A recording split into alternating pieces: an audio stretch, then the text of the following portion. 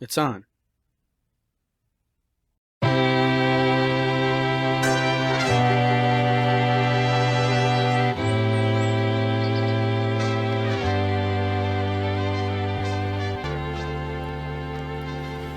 Hello, my name is Charles Ray Dawson. This is the Unnamed Real Estate Podcast, episode 100, I do believe 27. I am the residential sales manager and associate broker here at ProStar Realty, and it's a great day at ProStar Realty. I don't know why I said that. There was a boss I used to work with. His name was also Ray, and he had one of those, some of you guys from back in the 90s might remember that whole you were supposed to record your voicemail every morning. It's like, and today is, July 5th and or July 6th or whatever. And, and I'm going to be doing this, and this, but I'll get back to you as soon as possible if you leave a message. And his opening line on his voicemail is always, "It's a great day here at Associated Title." And every once in a while, it's like that, ghost will pop up. Ray was a fun manager to work with. He was a big devotee of that 1 minute manager. He was, I guess nowadays they call it rounding. That's where the boss shows up and acts like he cares about you for about a minute and then wanders off. And there are benefits to that. You should have eyes on every one of your employees, if you're actually physically in the same location at least once a day. I mean, you don't just ignore them or anything like that. But, at a certain point, I could tell he was just going through the motions. And one day he comes in, he goes, "Hey, Ray, how you doing?" and stuff like that. And I'm like, "Well, I'm hungover, haven't eaten breakfast all day, feeling pretty lousy." And he's like, "Great, great." And he walks off. And I watch him down the hall. And you could tell when the conversation hit his forebrain because he did this little stutter step. And then he kept walking. And about an hour later, he rounded on me again and said, "Hey, you feeling any better?" And he brought me aspirin. I'm like, "Wow, Ray, nice way to recover there." So I wonder how he's doing. I wonder what he's doing. That company got bought out by First American, and in the great pattern of all big company absorbs little company, it's usually a bloodbath. And like I said, I wonder what happened to that guy. So, yeah. So not a lot of national news has hit my radar. To be honest with you, I've been sort of going to various deep dives. Supreme Court dropped the Harvard case last Thursday, and I spent like a day and a half reading all 250 something odd pages of the decision and the dissents and the everything else. And then I do that. I just go down rabbit holes, and I've been on quite a few of them this week. But we are continuing on. Crawford Report people are back from their vacation, so they've given us some numbers on that we can discuss. We do seem to be hitting that little, I don't know if you want to call it a plateau or a valley. It's one or the other of how the market's been doing. So let's just start off with that, and then we'll work from there. So our numbers that we're looking at right now are July 5th, 2023. Now, I ran these numbers on Wednesday, as I normally do.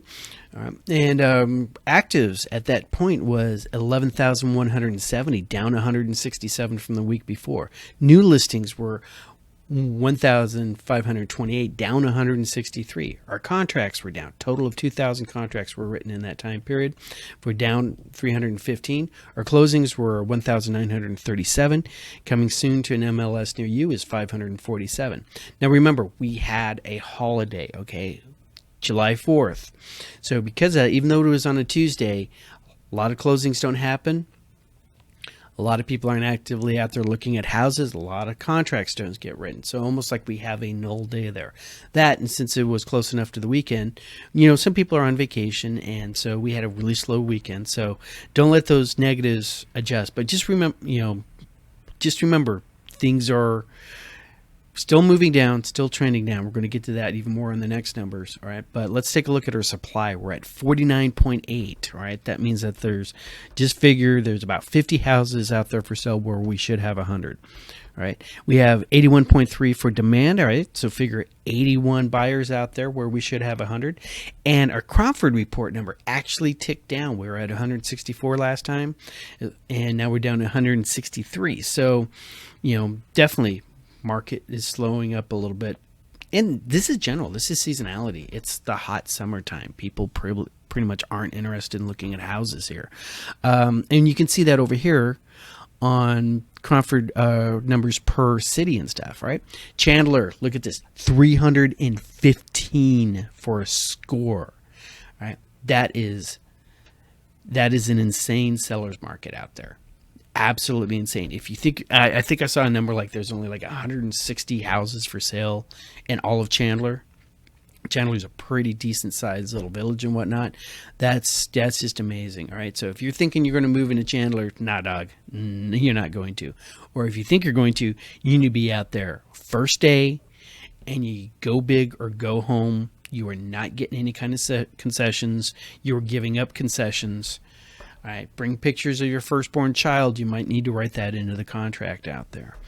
All right, and then Fountain Hills, Glendale, Avondale, Gilbert rounds off the top 5, with Glendale dropping down by 9%. Now let's look farther down on here. As you can see, we have a total of 6 city areas that are actually dropping. All right, another, summer doldrums. We expect to see some of these things trending down. Buckeye has moved up out of the buyer's market, and now they're in a balanced market at 98.9. And our biggest change, our biggest delta, appears to be Cave Creek, dropped 26%. All right, that's interesting to keep an eye on. Cave Creek up there, that particular neighborhood and whatnot. All right, you get Scottsdale refugees or people who want to live in Scottsdale live in Cave Creek. Same thing with Fountain Hills. All right, we'll start seeing if those two areas start trending off of Cave Creek, because that tends to be a lead indicator in the northern area. So, yeah, interesting times. Now, for interest rates and everything like that, I talked to one of my lenders yesterday, and he said that the bond market did something squirrely. And because the bond market did something squirrely, we saw interest rates go up by a quarter, like from one day to the next. Remember, our interest rates tend to track with the 10-year Treasury bonds, right? So if that goes up, interest rates go up. So keep on that. Doing a little bit of digging on that, it looked like the Feds, whether or not we are in a recession, and you can find people on both sides of that argument who will say there are. To get yourself out of recession, generally the Fed likes to drop interest rates to like juice everything up. Well, you got to have those arrows in the quiver. And there's some talk that the Feds are still trying to stock their quiver up for when they perceive the recession is happening. And that had some impact on the bond market. Also, China. You don't think China has that much of an impact on you. Actually, it does, because they're having some real demographic issues. All right, their demographic issues came out once again. New news. It's worse than we thought, and so they're looking at that. They're also just spending money right and left, which is pumping a lot into the global economy. I was actually expecting to see, as strange as this may sound, I was actually expecting to see a switch in that, because we had a loaded gun on the table here that people did not realize was a gun, and that it was loaded, and we're spinning it around at random. And that was going to be the Biden college loan issue. And the reason why that would have affected our interest rates is effectively we're going to be taking $400 billion, right? That's billion with a B. All right, and effectively dumping it on the market. We're going to have to print another $400 billion, dump it on the market, and that would hit very, very quickly, right? That's a lot of money. And even though that particular thing that they're trying to do was only going to wind up paying like $10,000 per borrower, the majority of student loans out there, okay, the average, I should say it like this, the average debt owed for student loans is about $8,000. So if you wipe that out, half the, students out there, people who still have student loans, and actually because we're talking the average and you have those doctors and lawyers and stuff with the really big ticket items, all right, a whole bunch of people are suddenly not going to have a student loan to pay. And I know what people are thinking, yay, all right, no. Because what happens is, even though you're only paying $100 a month, well, now you have $100 more to spend. And we all know you're going to spend that. All right, it's one of the simple rules of thumb, okay? And yes, I mean that in the Boondock Saints definition of rule of thumb. Look it up, watch the movie, great movie. All right, is that people who come into windfall, they will promise the world, oh, I'm going to make extra credit card payments. Oh, I'm going to put this away. I'm going to save it. I'm going to be a good person. I'm going to be frugal. Nah, dog. You're not going to do that. You're going to be spending that on Amazon in like 30 seconds. Right? And so more money dumps into the economy. We're fighting inflation here. Dump more money into an inflated economy. It makes it more inflated. So yeah, I was, after the Supremes came back and told, the Biden administration, no, you can't do that. That, that doesn't mean what you think it means. Just like everybody else, including Nancy Pelosi, have been telling you, that doesn't mean what you think it means. I was really expecting the bond market and go, okay, phew, all right, we're going to miss that big chunk of government spending that we can't afford. So, and then everything else happened. So what do I know? I'm just a real estate agent. And what do I know? I know why your house didn't sell. All right. Wrapping up the third issues of the last this series that we've been doing. Why didn't your house sell? All right. We covered it wasn't properly marketed. All right. We covered it was not in show ready condition. And today we're going to talk about not priced properly. All right. Now, I use the term with my agents, weak agents and strong agents. All right. And what I mean by a weak agent is a weak agent who lets their sellers or their client dictate things. All right. The agent is the professional. The agent has been doing this for a while. The agent knows how to run a comp. The client knows how to click Zillow. Right. There's a big difference between those two, but there are agents out there because they are so greedy to get that listing. They have to get that listing. They will allow the seller to dictate the listing price. Right? And sometimes you'll sit there and it's like, okay, well, we'll try that for 2 weeks. Right? And then they go back in 2 weeks and they decide it's time to drop down and the seller will be balking. Oh, well, did you market my property? We just got everything cleaned up, whatever. But let's talk about these big issues, right? Not pricing it properly. Number one reason why a property is not priced properly, all right, is because bad comps were used. A comp is a comparable. A comparable is your house owned by somebody else. Right? The golden, if this happens, it's a beautiful day. Right? The gold standard for a comp is the same floor plan, built in the same year, in the same subdivision, hopefully on the same street. Right. And if you're living out there in the suburbs and stuff like that, you might live in a subdivision and stuff that has 4 different floor plans. All right. And if you can come up with 3 to 5 houses with your identical floor plan that have all sold in the last 6 months, right, nothing else special, you can knock out all those 3 and get really, really accurate to what the market rate is going to be. Right.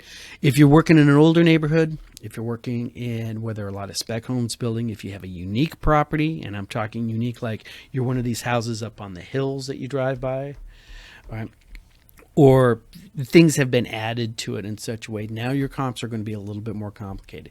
Just because the house across the street from you sold for $500 does not mean your house is going to sell for $500. It could sell for more.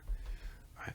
But it's been my experience, and the experience of other agents that I've griped about this with, is that sellers inevitably find the house in their neighborhood that sold for the amount they want to sell theirs for and come up with a whole bunch of little rational reasons why that 4-bedroom, 3-bath, 2,400 square foot house is not as good as their 3-bedroom, 2-bath, 1,800 square foot house, but they should still get that price point.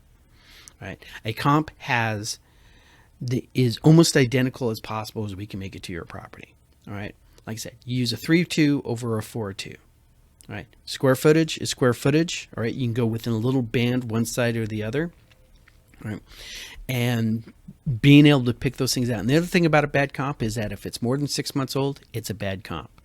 All right. In a very rapidly moving market, less than 3 months old is a bad comp. All right. And in fact, last year the market was moving so fast. Last month was a bad comp. All right. It was really, really fluctuating out there. And that's what a lot of people do, is that they don't, they pick bad comps. All right. And they run off of that. All right. Second thing they do is they overvalue the features of their house. All right. A really classic example just came up on one of the real estate boards yesterday. And it's solar panels. Appraisers give you about $5,000 to $10,000 for having solar panels on there. You paid $20,000. You think you get $20,000 out of it. All right. But if you paid $20,000, paid cash, that is not a dollar for dollar, addition. It's going to make your house more marketable. If your buyer is working with me, we're going to have some questions. I can't tell you how many times I see solar panels put on bad roofs. Right. The solar panel companies are never going to tell you that you should have your roof replaced before they put a solar panel on. Right. If you have a 30-year roof that you put on 20 years ago, and you put on solar panels that are going to take you 20 years to pay off, at some point those solar panels are going to have to come off, and your roof is going to have to be replaced, and then those solar panels are going to have to be put back on. And some of these solar power companies make you use their roofers. Like I said, things they don't tell you in the brochure, things that the guy calling you up trying to sell you solar panels isn't going to tell you. All right. I had a guy try to sell me solar panels in my driveway, and when I dropped that on him, he looked at me like it was high, and then I explained the whole situation to him, and I asked him real specifically, do you ask that? He said no. And I said, did your boss tell you to ask that or explain that? And he said no. And I handed him my business card, and I said, maybe you should get yourself in another career, like real estate. Because I'm a dick that way. So anyways, all right, overvaluing those features. Swimming pools. If everybody on your street and all your comps have a swimming pool, all right, your swimming pool doesn't add any value above the comps. All right. Other thing about overvaluing features is a lot of people really like to think they get a dollar for dollar addition for their kitchens. All right. Same thing. If you just granite countertopped your kitchen, right, and every one of those comps we're looking at still has the old Formica laminate stuff on, all right, that will value, right, and we'll work that into the price point and everything like that. But if you don't, right, you're just keeping up with the Joneses on these things. Another thing is sheds. Not really. Sheds don't mean it. Sheds that have air conditioning, insulation, and electricity and everything in there. Now we're talking space that we can value.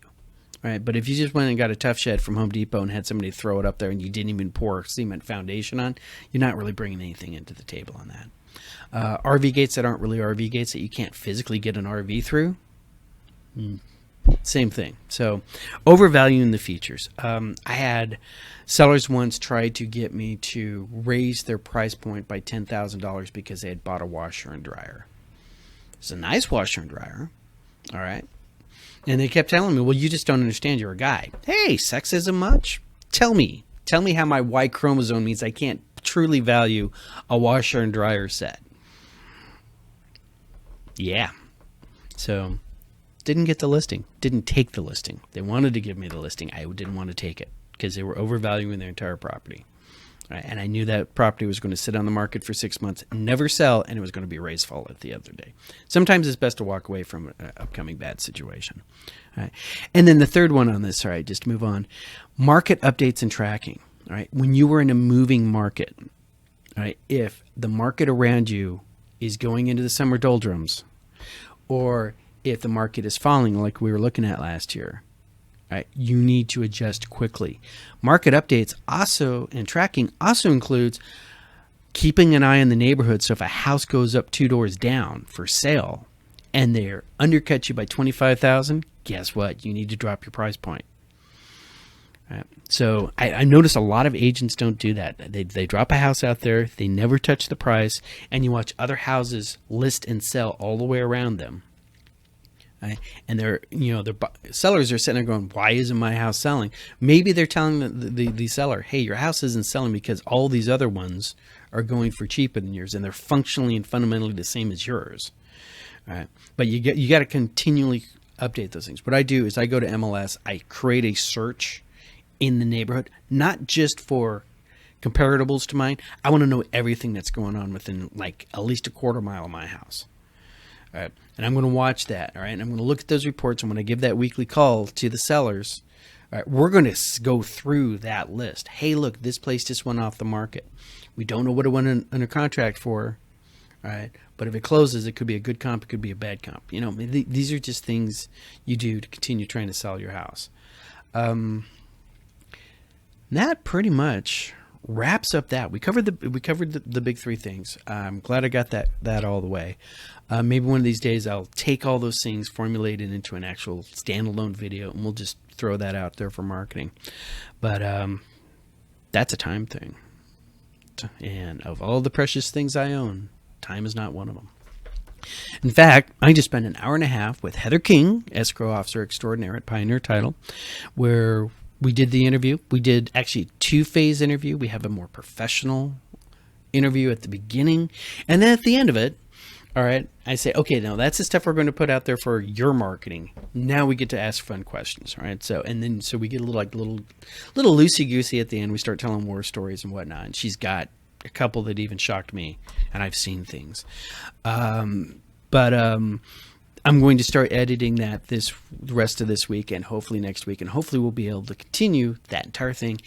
I need to see where it's going to edit to see whether I'm not going to drop the entire hour and a half. I mean, I'm not Joe Rogan.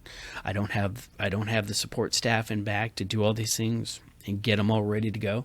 I might break it up one or two because I know you guys don't have the attention span that Joe Rogan's audience do. I can watch because I can see when people quit watching my YouTube videos down there. When I run the metrics, I can see when you drop out. Okay, I find it interesting how many of you guys drop out as soon as I hit the numbers. That's interesting. That's why I try to do the numbers beforehand. I thought they were interesting, so maybe we'll just drop the numbers altogether. But yeah, that one's going to be a lot of fun. And like I said, it was a great interview. She completely explains pretty much everything escrow does. Right, she answers a lot of questions. If you ever, we even later on we even get into stuff like easements. How things go squirrely on easements. That will be at the end part because that was in our more, riffing off the top of our head stuff. She covers all the different types of insurance and warranties. Right, she explains how your bills get paid. She explains how HOAs can be a complete nightmare in the transaction if they're not coughing up numbers when they're supposed to cough up numbers. And she also answers the questions, what happens when things go bad and we're trying to figure out who gets the earnest money? So hope you guys look forward to that. And you know how you make sure you get that? You can share, like, and subscribe my channel. Okay, if you have already liked it, great. If you share it with your friends, I'd love you. All right. Make sure you do that little notification thing down on the bell. So every time I drop, which we all know I drop on Thursdays, just like today, this will be out here in about the next hour or so, but some people need that reminder. All right. And other than that, finger check. Everybody have 10? Okay. Congratulations. You survived 4th of July. Except for that one guy who just went like this. And yeah, dude, sorry that had to happen to you. All right. But the rest of your weekend, watch your children and pets around the water. All right, and work your circles. All right. Have a great weekend, and we'll see you guys all next week.